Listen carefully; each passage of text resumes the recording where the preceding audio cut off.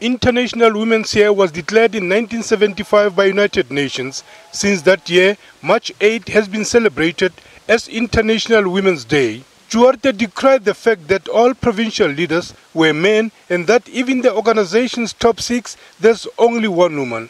She says this should not become a political fashion within the ANC. And in our country, of course, the emancipation of women is not only about representation in structures of the ANC and having a 50-50 parity. It's the quality of that representation that we need to begin to ponder. We don't think of the credibility of women, integrity, intellect, as separate from that of male folk. On the recent raids by the Hawks, Duarte said the ANC's attitude is that where there is wrong, it must be fixed, and that people should not be found guilty before the courts of law makes a ruling. She was referring to the recent raid at the Northwest Premier's office and that of Free State Premier's office, a sentiment echoed by the ANC spokesperson. But what we know is that they are fully cooperating with that process and they are giving the law enforcement agencies the information that they require.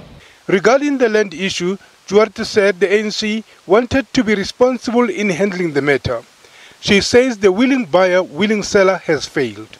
The question that we're all looking to, and the President of the Republic will soon give us the exact what we're talking about, arising out of the land audit. There's been an audit done on land in this country. And then there was the issue of elections. Duarte said whenever there are general elections, there's a fierce competition of people who want to become members of parliament or provincial legislature. It should not be a person who comes to the ANC to foment factionalism or to see the ANC just as a career move. It has to be a person who understands that it's a hard fight. On former president's involvement in the party election campaign, Duarte dismissed the notion that this might impact negatively on the ANC's campaign. She says Zuma volunteered to work with the ANC and that the ANC does not throw out its people.